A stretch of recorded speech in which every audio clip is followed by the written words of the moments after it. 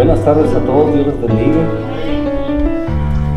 Bendito sea el Señor que nos da la oportunidad. Sabe que hablando de misiones, precisamente este día saludamos a una familia que anda por aquí, que fueron miembros de la Iglesia Bautista de Galilea hace algunos años, y radican ahora en Florida, que han viajado a Cuba y platicando acerca de cómo es Cuba, cómo está Cuba, cómo visitaban las iglesias y créanme que cuando estaban diciéndonos acerca de las necesidades que hay allá, es realmente conmovedor. Comparado con lo que nosotros tenemos, realmente, wow, estamos nosotros súper bendecidísimos. En el aspecto espiritual, mucha hambre espiritual, mucha gente con necesidad de que alguien les enseñe. Esta hermana decía, porque el esposo, él por su trabajo, pero ella siempre está trabajando y sirviendo en la iglesia. Decía cómo cuando gente se le acercaba y empezaba a hablarles de la palabra, y luego llegaba alguien más, y entonces ella estaba admirada de eso. De la gente como tiene esa necesidad. Biblias no tienen. Y también decía el pastor de ahí, dijo, pues hace algún tiempo enviamos algunos panderos, mire, un pandero, y eso hace años. Se enviaron, no sé cuántos panderos se enviaron, pero todavía traen uno por ahí. El caso es que hay necesidad, dice el pastor, le decía que algunas corbatitas por ahí, ¿verdad? Cositas así.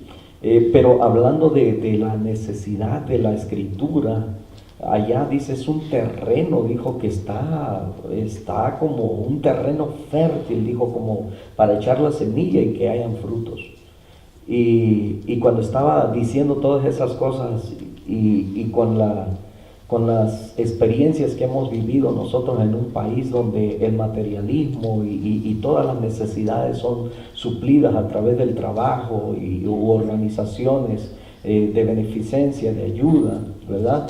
Donde la gente que pasa necesidad es porque o no sabe dónde llegar, o no sabe trabajar, o no está trabajando, etcétera, ¿verdad? Pero en realidad la gente aquí no tiene necesidad como la necesidad que hay allá. Y luego decía, es que aunque tengas dinero, dijo, no hay dónde comprar, no hay el producto. O sea, es triste, es difícil la situación que se vive. Y bueno, acerca del hambre, de la necesidad de oír palabra de Dios. Y yo le decía, y aquí, por más que predicamos, por más que salimos, por más que hablamos, la gente no quiere, ¿verdad? Pero gracias a Dios por usted, por cada uno de ustedes que perseveran, que han hecho a un lado todas aquellas cosas que interrumpen, ¿verdad? Ustedes sus asuntos, quizás el estar con su familia para venir a la casa de Dios. Y hemos dicho que una iglesia empieza a morir cuando la gente empieza a dejar de venir. Entonces cuando la gente deja de venir, entonces ¿qué razón hay para tenerlas abiertas? Pero gracias a Dios por ustedes que hacen que esto continúe, siendo posible. Entonces nos hemos quedado, ¿verdad? Estamos hablando de Filadelfia, precisamente una iglesia que representa la etapa del periodo misionero. Entonces esta iglesia que vemos en Antioquía, cuando el apóstol Pablo y Saulo Pablo es el mismo y Saulo, ¿verdad? Bernabé y Saulo son apartados, ¿verdad? Oran, ayunan, ponen las manos sobre ellos y son enviados a predicar la palabra de Dios.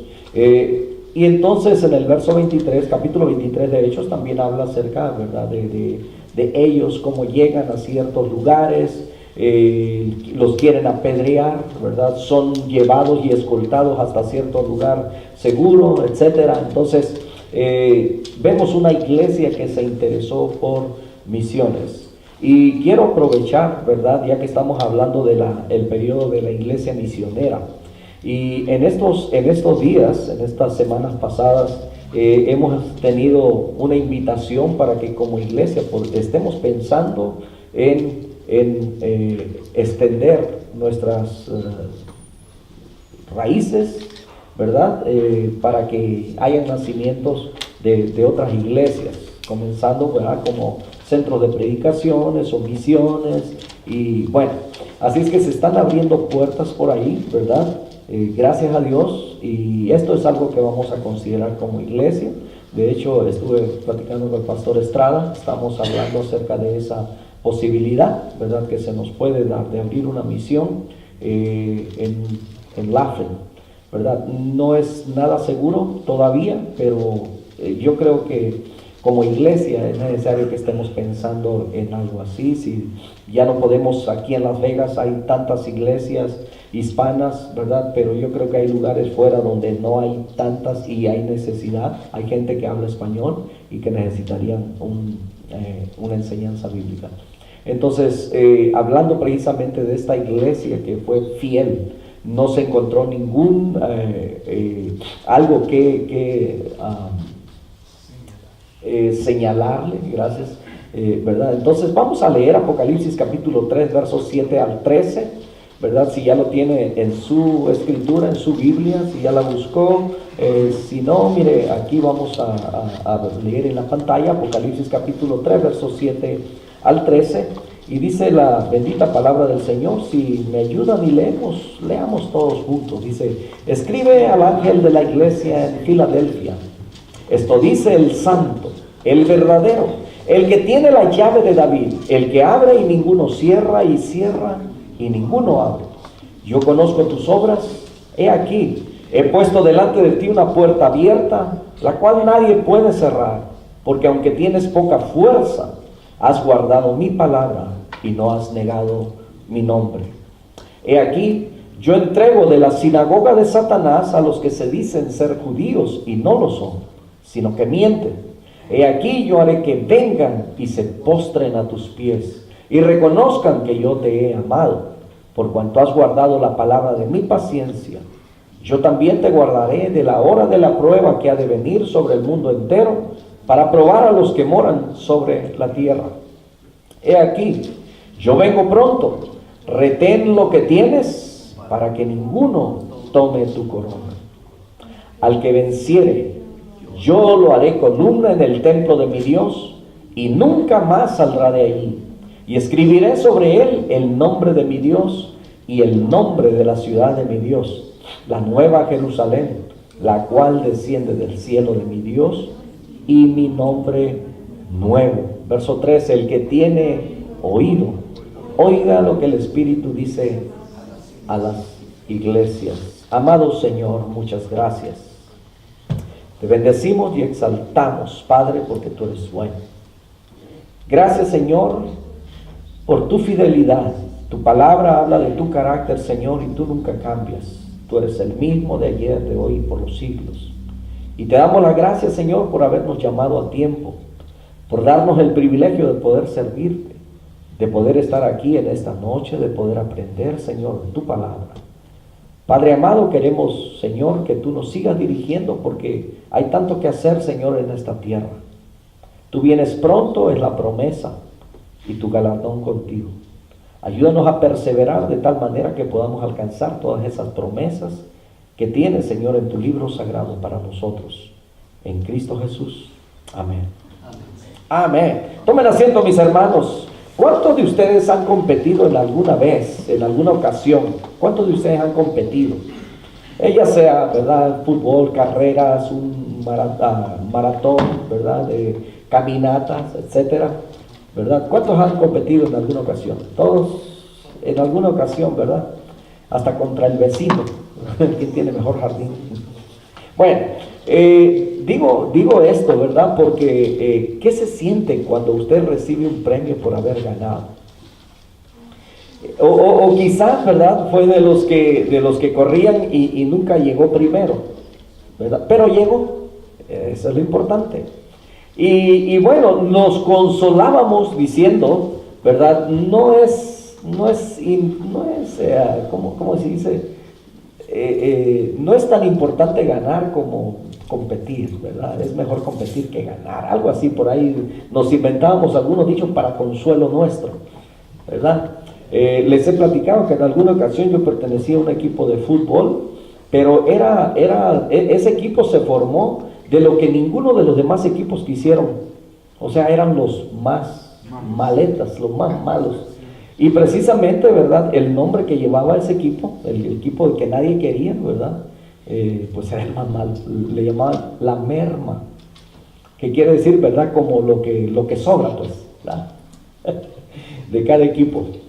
Y en todo el torneo, pues nomás, nunca ganamos un partido, por menos el torneo, ¿eh? Ganamos el primer lugar, el último, divertido. Nunca nos sentimos mal. De hecho, ya sabíamos que, ¿verdad?, no íbamos a poder contra el gigante, pero de que los hicimos sufrir, por supuesto que cuando menos los hacíamos correr. Nos quedamos, ¿verdad? Me voy a ir un poquito rápido porque hay bastante información que ya muchos de ustedes ya vieron. Entonces llegamos, creo, a ver la llave, el que tiene la llave de David, el hijo de David, es el Cristo. Creo que llegamos más allá, la llave, desde el día de Pentecostés, ok, por ahí más o menos. El que abre y nadie cierra, y cierra y nadie abre, ¿verdad? Le platiqué una anécdota de una persona donde Dios le abrió la oportunidad de poder traer el mensaje a la juventud o a las personas, ¿verdad?, en una radio, ¿verdad? Qué bendición cuando Dios está en medio de sus negocios y Él abre puertas donde parece que no las hay. Entonces Él dice: yo conozco tus obras. Aquí se presenta la omnisciencia del Señor. Él sabe lo que hacemos o dejamos de hacer por Él. Él conoce nuestras obras, ¿verdad? Eso de que somos unos mientras estamos en el templo, en la casa nos comportamos diferente, en el trabajo diferente, ¿verdad? Y no.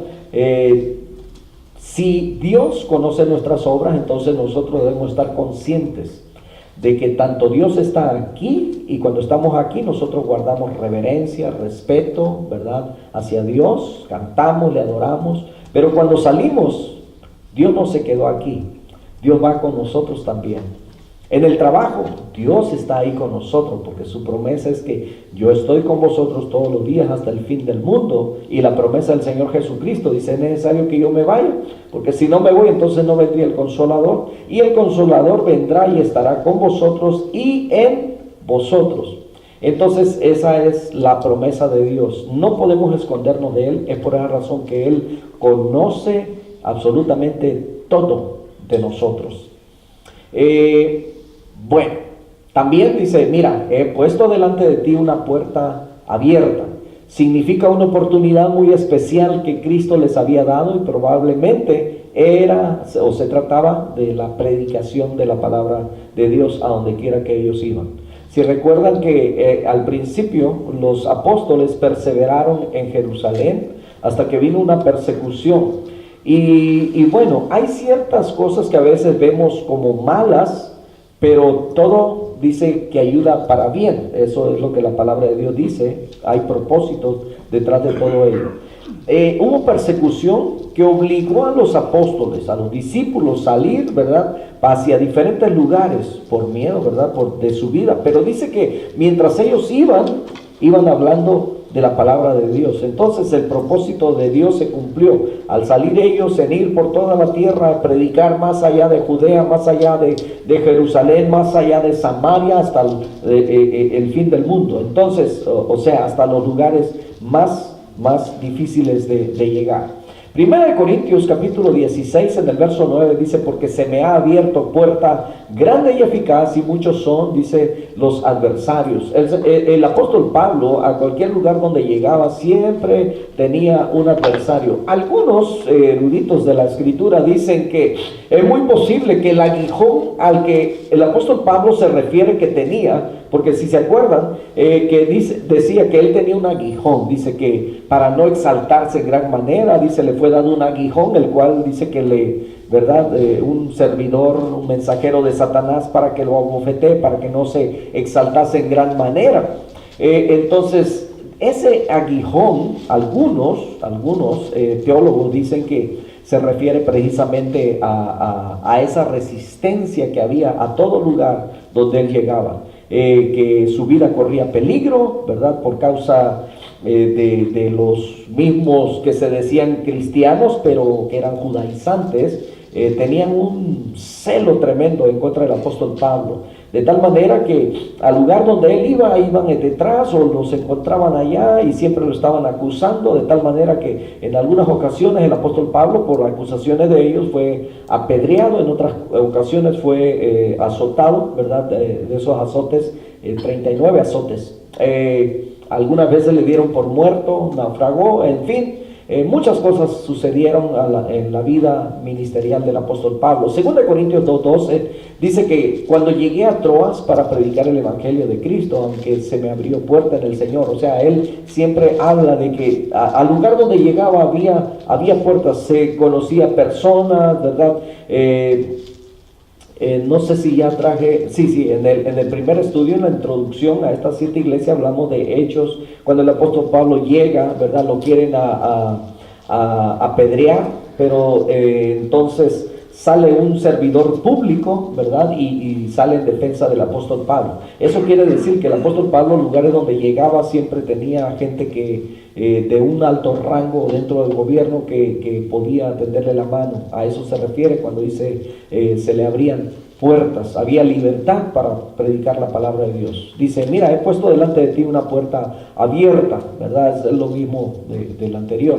Colosenses 4:3, el apóstol Pablo otra vez dice, orando también al mismo tiempo por nosotros, para que el Señor nos abra puerta para la palabra, a fin de dar a conocer el misterio de Cristo, por el cual también estoy preso. No olvidemos, ¿verdad?, que las oportunidades de predicar son un regalo de Dios para nosotros, para la iglesia. Esto, ¿sabe? Creo que es, ¿quién es el que lo menciona? Pedro, el que dice que los ángeles quisieran llevar la palabra de Dios. Ellos quisieran evangelizar, pero a ellos no les ha sido permitido, solamente al ser humano, a nosotros. Entonces, por eso decimos que es un regalo, es una oportunidad, es un privilegio dado a nosotros el poder comunicar acerca del reino de Dios. Siempre que tengamos una oportunidad de predicar el evangelio, no la desaprovechemos, donde sea, cuando sea y como sea. Si hay una persona que le está dando la oportunidad, muchas veces le va a platicar su situación difícil o lo que sea, pero siempre va a haber una oportunidad para que usted introduzca el conocimiento que tiene acerca de la salvación. Segundo de Timoteo 4:2 dice el apóstol Pablo, le dice a Timoteo que predique, dice la palabra, que instes a tiempo y fuera de tiempo, redarguye, reprende, exhorta con toda paciencia y con toda doctrina. Me brinqué una. Marcos 1:38, ¿verdad? El Señor Jesucristo le dice, es necesario, ¿verdad?, que Él le dijo, vamos a los lugares vecinos para que predique también allí, porque para esto he venido. Entonces el Señor Jesucristo tenía una misión también que cumplir, un propósito mientras andaba entre las aldeas y a todo lugar a donde iba enseñando acerca del reino de Dios. Los atributos de esta iglesia, ¿verdad? Dice, aunque tenía poca fuerza, ¿verdad? Dijimos que no hay ningún señalamiento en contra de Filadelfia. Y qué bueno que nosotros pudiéramos salir limpios. Imagínense que el Señor viniera, ¿verdad?, en una manera, vamos a hablar en una manera simbólica, ¿verdad?, o figurada más bien, ¿verdad?, que se presenta con usted y le dice, a ver cómo andas en tu examen, pero tengo algo en contra tuya. No has andado haciendo esto que te he pedido, ¿verdad? Y yo creo que nos sentiríamos terribles, ¿no es cierto? Entonces, pero esta iglesia es adulada. Y luego el Señor le dice, aunque tienes poca fuerza, ¿verdad?, pero no has desistido. 1 Corintios 1:26 dice, pues, mirad, dice, hermanos, vuestra vocación, que no sois muchos sabios según la carne, ni muchos poderosos, ni muchos nobles. El apóstol Pablo le está hablando a una iglesia, Corinto. Corinto era considerada la iglesia más carnal que había. ¿Ok? De todas las iglesias a las que le escribe o a los personajes, Corinto era la iglesia más carnal. Pero también habían hombres y mujeres, ¿verdad?, que amaban a Dios y se esforzaban por vivir una vida. Él está dando instrucciones y les está reconociendo también eso. Le dice, hermanos, dice, ustedes no son sabios, o sea, como diciendo, no tienen una preparación secular, no han ido a la universidad, no están muy preparados, ni tampoco son tan poderosos, o sea, no cuentan, ¿verdad? No son dueños de compañía, no tienen dinero. Y luego dice, ni muchos nobles, quiere decir que no tienen una jerarquía o un puesto dentro del gobierno. Pero luego, si sigue leyendo en esa escritura, ¿verdad?, se encuentra con que el apóstol Pablo le dice, pero Dios escogió a lo vil y a lo menospreciado por el mundo, lo que desechó el mundo, ¿verdad?, como el equipo la merma, lo que nadie quería, dice, para avergonzar a los sabios y a los entendidos y a los poderosos de este mundo también, ¿verdad? Porque imagínese, usted ha pensado de que hay gente poderosa, hay gente que tiene mucho dinero, tienen riquezas, ¿verdad? Y hablamos de personas. Hace poco estaba yo viendo, o la pasaron creo en las noticias, de un hombre que pagó 1.400.000, no sé si pesos o dólares, por un pichón. ¿Alguien vio esa noticia? Creo que. Entonces no fue noticia. O la soñé. ¿Sí fue noticia? Ok. 1.400.000, no sé si eran, pero si fueran pesos, de todos modos, es mucho. Digo, wow, lo que hace la riqueza. Y nosotros aquí, tratando de guardar los 100, que saca el día 100 y al ratito, ¿verdad?, el día 100 desapareció porque se va rápido. Antes sacaba el día 20 y tardaba en irse, ahora saca el día 100, no dura. En fin, entonces hay hombres, hay riquezas, pero cuando usted se pone a pensar, ¿quién es usted en Cristo? Y cuando hablamos de Esmirna se consideraba que era pobre. Pero el Señor le dice, ustedes dicen que son pobres, pero son ricos, ¿verdad? Y ahora esta iglesia, la iglesia de Filadelfia, ¿verdad?, cuando el apóstol Pablo le dice, tiene poca fuerza. Pero aún con la poca fuerza que tenían, dice que Dios cuando abre puertas, no hay nadie que la cierre. Dice, bueno, cuando hablamos de guardar, ellos habían guardado la palabra del Señor. Y tenemos que guardar todas las cosas que Él nos ha mandado. Ellos habían guardado la palabra. Y guardar es conservar, es cuidar, es preservar, es retener. Entonces, Mateo 28:20 dice, enseñándoles que guarden todas las cosas que os he mandado. Y aquí yo estoy con vosotros todos los días hasta el fin del mundo. Amén. Qué hermosa promesa, que nunca estamos solos. Cuando pasamos por situaciones de dificultad, siempre recordemos, mis hermanos, que no estamos solos. El Señor prometió estar siempre con nosotros. Y es cierto que en la carne nos desesperamos. En la carne llegamos a sentir temores. Pero Dios nunca falla. Dios, que no miente, siempre es fiel a sus promesas. Él dijo, no te dejaré, no te desampararé, ¿verdad? Y entonces esta iglesia que guarda su palabra, Lucas 11:28, Él le dijo antes, bienaventurados los que oyen la palabra de Dios y la guardan. Es importante guardar. Y guardar, la verdad, no hay que entenderlo en el sentido literal de que vamos a guardar pues la palabra de Dios, ¿verdad? No, guardarla en nuestro corazón, como dice el salmista en el Salmo 119, en el verso 11, dice, ¿con qué limpiará el joven su camino? Y la respuesta es, con guardar su palabra. Y luego sigue diciendo, en mi corazón he guardado tus dichos para no pecar contra ti. Juan 8:51, de cierto digo, que el que guarda mi palabra nunca verá muerte. El que guarda la palabra de Dios nunca verá muerte. Entonces estamos hablando, ¿verdad?, del elogio de esta iglesia. Esta iglesia había guardado la palabra. Es algo que nosotros también debemos hacer. ¿verdad? Guardar la palabra, seguir ese ejemplo que esta iglesia hizo, guardar el misterio de la fe. 1 Timoteo 3:9 dice que guarden el misterio de la fe con limpia conciencia. ¿Por qué misterio? ¿Por qué misterio? No porque sea místico, sino porque nos es desconocido. Decía aquel día que muchos quisieran tener, ¿verdad? Entender ciertas cosas como la salvación. Mucha gente no cree y no quiere creer en Dios porque quiere palpar ciertas cosas.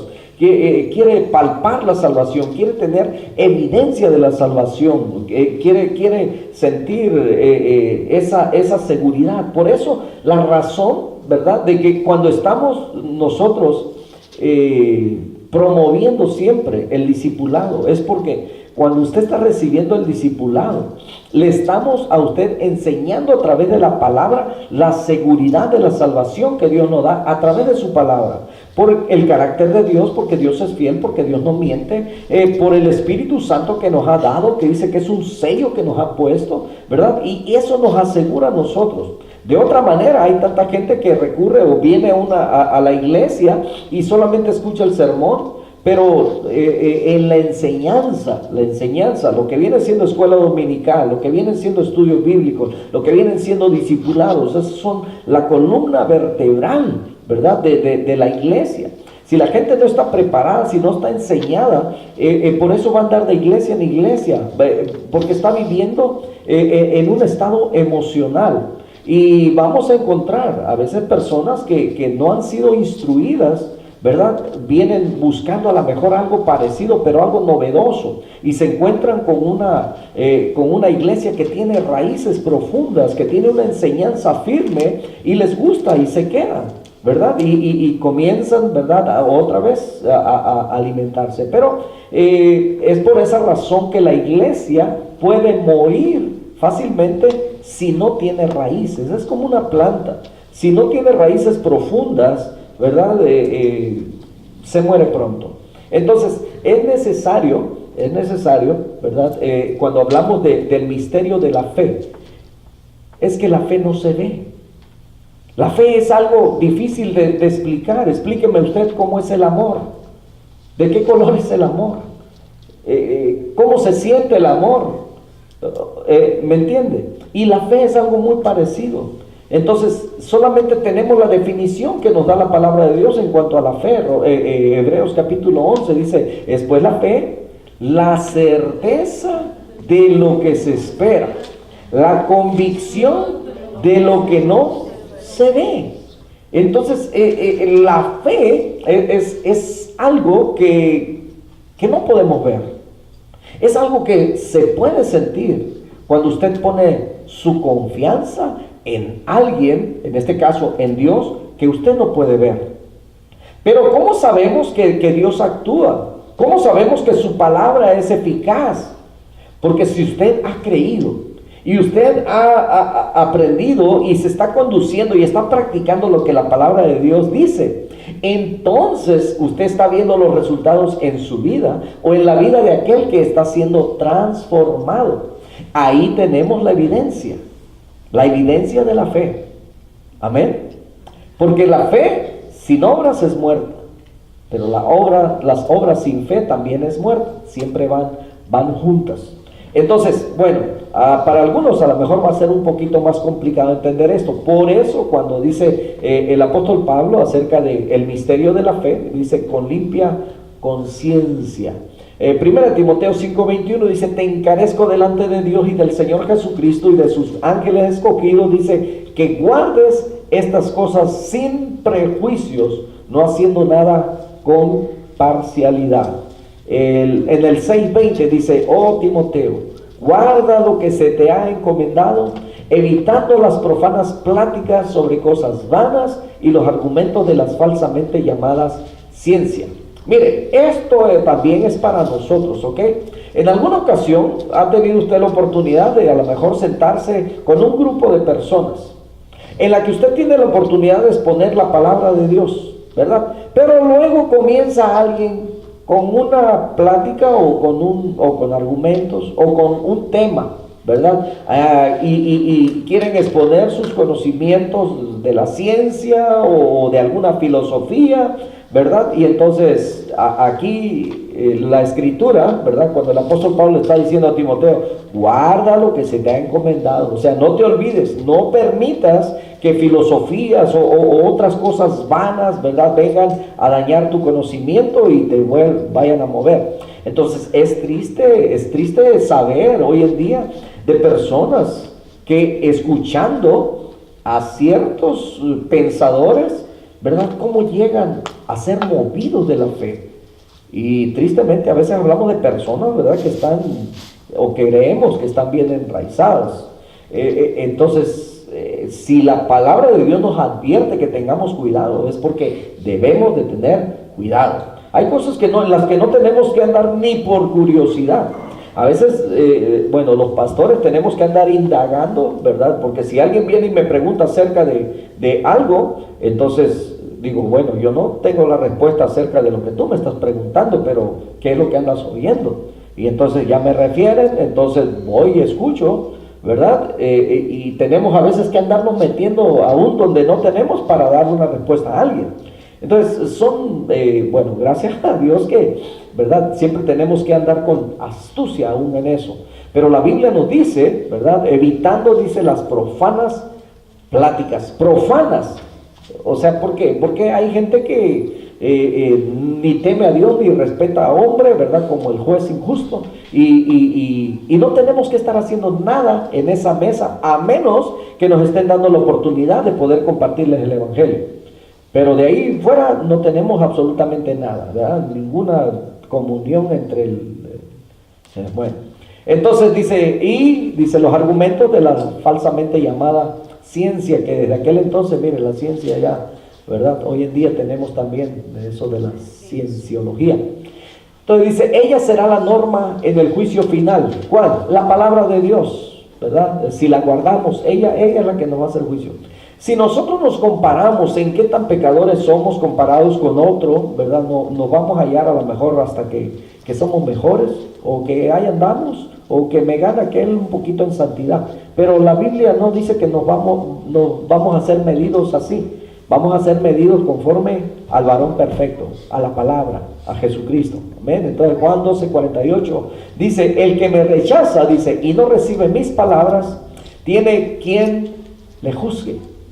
La palabra que he hablado, ella le juzgará en el día postrero, ¿verdad? Cuando vamos al capítulo 1, verso 21 de Romanos en adelante, desde el verso 16, donde habla acerca de cómo el hombre se desvió, no le dio la gloria a Dios, no le dio ni siquiera gracias a Dios, sino que fue y se corrompió, se hizo esculturas, las adoró, ¿verdad? Y cambió su estilo de vida, deshonró su propio cuerpo, etcétera, ¿verdad? Entonces, todas esas cosas, y luego sigue diciendo en el verso 21 que todo lo que Dios ha creado es testimonio. O sea, nadie tendrá una excusa de decir, oh, yo no supe, porque dice que todo, la creación misma, da testimonio de Él. Entonces, por eso dice que la misma palabra que el Señor Jesucristo ha hablado, ella juzgará en el día postrero. Segunda de Juan 1:9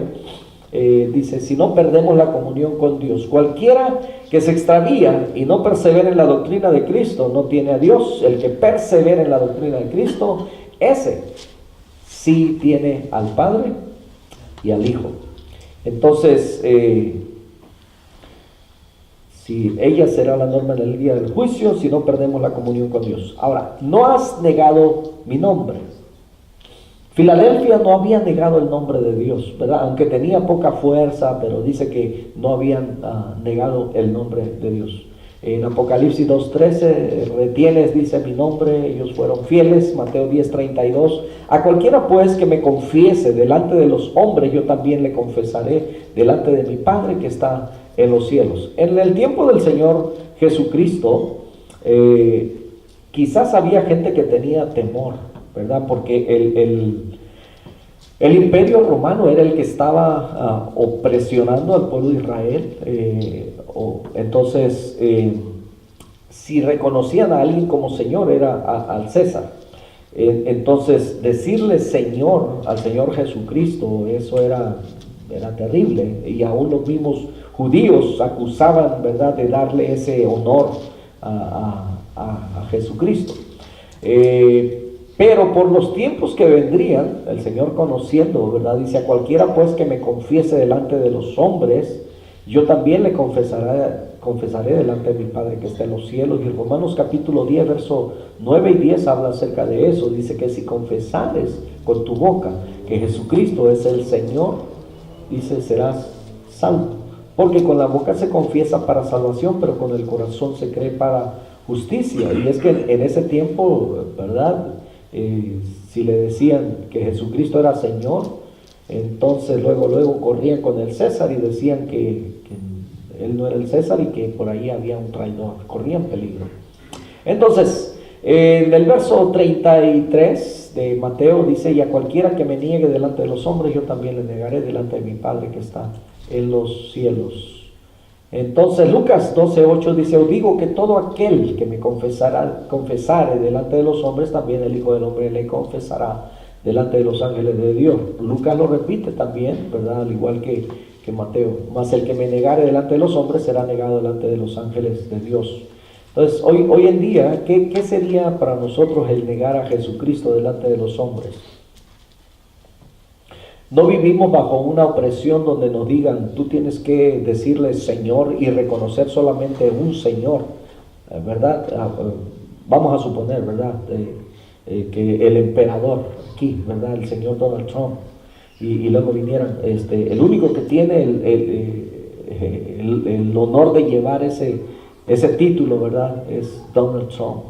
Tiene que decirle Señor. Y decimos nosotros: no, el Señor, el dueño de todo es, y Señor de señores, es el Señor Jesucristo, ¿verdad? Entonces, confesarlo, ¿verdad?, y estar dispuesto a decir: yo creo en Jesucristo, Él es mi Señor, Él es mi Salvador. Pero muchas veces nosotros lo hemos negado. Lo hemos negado. ¿Cuándo lo hemos negado? Lo hemos negado con nuestras acciones, con nuestras actitudes, quizás en el trabajo, quizás en el mismo hogar, cuando nos comportamos de una manera que, ¿verdad?, diferente a lo que la palabra de Dios nos enseña. Entonces estamos negando el señorío de Cristo y estamos negándole como Señor a Él. ¿Cuándo? ¿Verdad? Cuando actuamos de una manera no cristiana. Porque nos llamamos cristianos porque somos seguidores de Jesucristo, y como seguidores somos imitadores del Señor Jesucristo. Amén. Entonces, cuando dejamos de imitar al Señor Jesucristo, ¿verdad?, porque cuando el Señor Jesucristo va a levantar la voz, a gritar o a maldecir o a decir, no sé, cuál es la situación a veces en la que le hemos negado, ¿verdad? Entonces aquí vemos una iglesia que dice: no había negado su nombre. Debemos tener valor como el valor de Sadrach, Mesach y Abednego, ¿verdad?, si esos tiempos llegaran hacia nosotros. Dice Daniel 3:17, estos tres jóvenes eran jóvenes. Exactamente no dice la Biblia cuántos años tendrían, pero estamos pensando que tendrían que entre 18 y 21 años, más o menos. No eran cualquier hombres, eran de los mejores, ¿verdad?, de los principales de entre el pueblo israelita. Estos eran como príncipes, ¿verdad?, venían de las diferentes tribus. Daniel y sus tres amigos, Sadrach, Mesach y Abednego, que claro, esos nombres se los pusieron ahí pero los nombres de ellos eran diferentes. ¿Alguien sabe cuáles eran los nombres? Ananías, Misael, ¿y cuál era el otro? ¿Se acuerdan? Daniel. Híjole, reprobados, yo también. He aquí, dice, nuestro Dios a quien servimos puede librarnos del horno de fuego ardiendo, y de tu mano, oh rey, nos librará, dice. Y si no, sepas, oh rey, que no serviremos a tus dioses, ni tampoco adoraremos la estatua que has levantado, ¿verdad? Ellos no estuvieron dispuestos a adorar lo que les decían que adoraran. Ellos fueron valientes, tuvieron esa valentía de decir: no, Y el verso 18 dice, y si no, ¿verdad? O sea, ellos están seguros de que Dios podía librarlos. Pero cuando dicen y si no, no es que están poniendo en duda de que Dios no pueda, sino porque los planes de Dios pueden ser diferentes. ¿Verdad que aquí no todos los enfermos han sanado? ¿Por qué? Porque cuando oramos, oramos pidiendo que se haga la voluntad de Dios. El deseo nuestro es que las personas sanen. Y si no sanan, no es porque Dios falló, no es porque nosotros no oramos con fuerza o no, no. Es porque Dios sabe lo que hace. ¿Me entiende? Dios sigue siendo Dios. No deja de ser Dios. No pierde su fuerza, no pierde su poder, no mengua. Aunque usara todo su poder, no mengua su poder, sigue siendo el mismo. Entonces, Dios no falla. Entonces, cuando ellos dicen, y si no, ¿verdad? No es porque Dios les iba a fallar, es porque posiblemente, ¿verdad? Los planes de Dios eran diferentes. Pero qué bueno, porque de todos modos, cuando fueron echados, ¿verdad? Dios estuvo ahí. Porque Dios honra a los que le honran. Y salieron, ¿verdad? Sin olor ni siquiera uno. Dice que aún aquellos que los prendieron y que los echaron, dice que ellos fueron lambidos por las llamas, se los devoró las llamas. Los que no estaban planeados que murieron. Entonces, bueno, vamos a parar ahí, ¿verdad? Queremos orar esta noche. Hemos avanzado. Filadelfia, una iglesia fiel. Nosotros estamos aprendiendo a ser fieles. Amén. Dijimos que Filadelfia significa los agarré dormidos. Acuérdense, velar y orar.